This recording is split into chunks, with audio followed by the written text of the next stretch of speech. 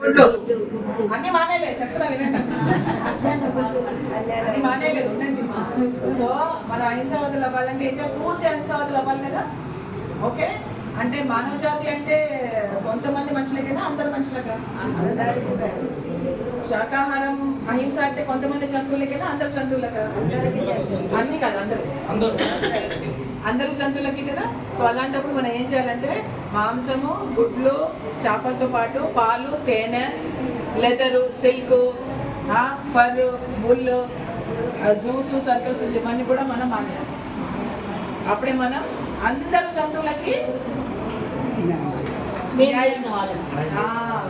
బానిసత్వం నుంచి విడుదల చేసిన వాళ్ళం. అప్పుడే మనం పూర్తి అహింసావాదులము. కొంతమంది జంతువులకే కాదు, అందరి జంతువుల కోసం మనం పనిచేయాలి. ఎక్కడైనా మీరు పుణ్యక్షేత్రాలకు వెళ్ళినప్పుడు ఏమంటారు, కేదార్నాథ్, వైష్ణోదేవికి వెళ్ళినప్పుడు వీలైతే మీ 2 కాళ్ళతోనే వెళ్ళండి. గుర్రాల మీద, గాడిదల మీద ఎక్కి వెళ్ళకండి. మీరు నిజంగా దేవుడు అంటే ఇంట్లో కూర్చొని హాయిగా ధ్యానం చేసుకోండి. అంతేగాని జంతువులన్నీ మనము హింసించవద్దు. సో మనం ఏమేమైనా తిండి పరంగా మాంసము, గుడ్లు, చేపలు, పాలు, తేనె ఇవన్నీ మానేయాలి అని నేను చెప్తున్నా. మానేస్తారా లేదా మీ ఇష్టం. ఓకే, ఇంకా వేసుకునే పరంగా అయితే లెదర్ పర్సులు, లెదర్ వాలెట్లు, లెదర్ బెల్టులు, మగవాళ్ళు లెదర్ వాలెట్లు వేసుకుంటారు, అవన్నీ మానేద్దాం. ఎందుకంటే జంతు చర్మం అది. ఇంకొకటి సిల్క్ సారీ, సార్ వాళ్ళకి సిల్క్, పట్టు పంచలు, పట్టు చీరలు ఇష్టం కదా, అవన్నీ మానేద్దాం. ఎందుకంటే పట్టు పురుగులని దహనం చేస్తే చీర 1 కేజీ సిల్క్ కోసం 6,600 పట్టు పురుగులను చంపేస్తాం. అవసరమా మనకి? వద్దు కదా, సకర్మ చేయాలి కదా మనము, కాబట్టి చేయాలి. ఇంకోటి ఏంటంటే ఊళ్ళు వింటర్ రాగానే స్వెటర్లను వేసుకుని ఎగేసుకుని పోతాం. అది ఏ జంతువు నుంచి వచ్చినా మనకు సంబంధం లేదు. మనకి రక్షకరంగా ఉంటుంది లేదా, మనకు అదే కావాలి. అది కూడా వద్దు. ఓకే, పాలు ఎందుకు వద్దుకుంటున్నానంటే జంతువులు మన కోసం పుట్టారా? ఆవు, గేదె మన కోసం పుట్టారా? వాళ్ళు గర్భవతి మన కోసం అవుతున్నారా? మనం ఎందుకు చేస్తుంది వాళ్ళ జీవితంలో? ఏం చేస్తాం మనం వాళ్ళ జీవితంలో? మనదా బిడ్డదా? మీరెందుకు గర్భవతి అయ్యారు? ఎవరి కోసం గర్భవతి అయ్యారు మీరు? మీకు వాళ్ళకి తేడా ఏంటి?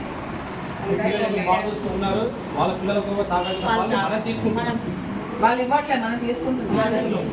సో పాలు అనేది జంతువు సామాగ్రి, జంతు పదార్థము. మనము శాకాహారం అంటే ఏంటి? శాఖ నుంచి వచ్చిన దాన్ని తీసుకునే దాన్ని శాకాహారం అంటారు. ఇది ఎక్కడికి వస్తుంది? జంతువుల నుంచి వస్తుంది. జంతు పదార్థాలు ఏది వద్దు అని మీ దగ్గర నేను రిక్వెస్ట్ చేస్తాను. ఓకే, సో మనం పూర్తిగా అహింసావాదులు అవ్వాలని నేను కోరుకుంటున్నాను, మీ అందరి దగ్గర కోరుకుంటున్నాను. మనం ఇక్కడ కూడా ఫుల్ స్టాప్ పెట్టద్దు, అన్నిటికీ కామా పెట్టుకున్నాను. దీని తర్వాత ఏంటి అని వెళ్తూ ఉండాలి. ఇక్కడ కూడా ఫుల్ స్టాప్ పెట్టుకోండి. ఓకే, సో ఇవన్నీ మానేసాం కదా, ట్రై చేయండి, ఎక్స్పెరిమెంట్ చేయండి. కుదరట్లేదంటే వేరే వెళ్ళండి, నో ప్రాబ్లం. కాకపోతే అహింసావాదులు అవ్వాలనుకుంటే కనుక ఇవన్నీ చేయాలి.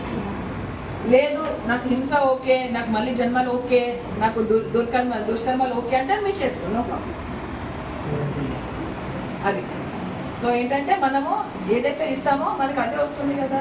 మనం జంతువులను హింసిస్తే మనకు అదే వస్తుంది. సో ఇవన్నీ తీసుకుంటుంటే మనం వాళ్ళని హింసిస్తున్నట్ట కాదా?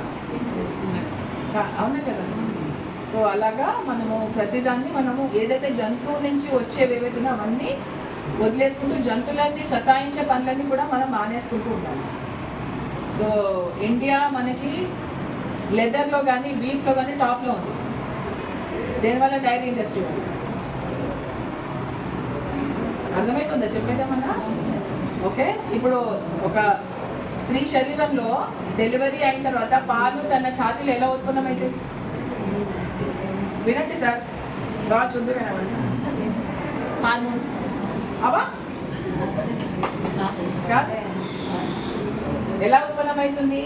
ఆహారం తినడం వల్ల రక్తంగా మారుతుంది. రక్తం అనేది పాలలాగా మారుతుంది. మనం ఏం తాగుతున్నాం?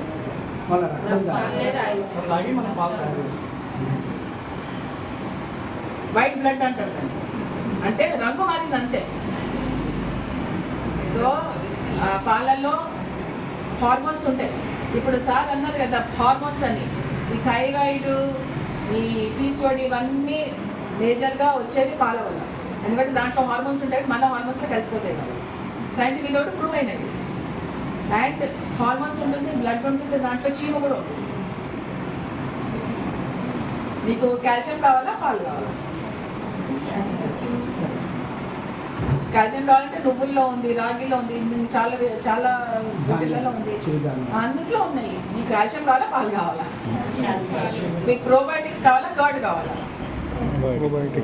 ప్రోబయోటిక్స్ కావాలంటే మీకు అంబలిలో దొరుకుతుంది, దోశ పిండిలో దొరుకుతుంది, ఇడ్లీ పిండిలో దొరుకుతుంది, జావాలో దొరుకుతుంది, అన్ని ఇంట్లో దొరుకుతుంది. మీకు ప్రోబయోటిక్స్ కావాలా, పెరుగు కావాలా? మీకు తీపి కావాలా, ఘీ కావాలా? కమ్మదనం కావాలా, ఘీ కావాలా? కమ్మదనం అంటే మీకు నూనెలో వేస్తే కూడా మీకు స్వీట్లో వస్తుంది.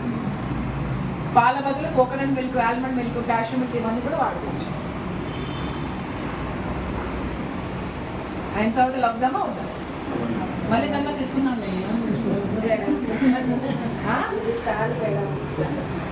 ఓకే, ఇది నా ఆఖరి మెసేజ్ మీ అందరికీ. ఎందుకంటే మీరు అహింస అని అంటున్నారు కాబట్టి నేను అహింస గురించి మాట్లాడతాను. మీరు అహింస అని అనకపోతే మాట్లాడతాను, అంతే కదా? సో తల్లి పాలు తల్లి బిడ్డలకే 10 రోజులు.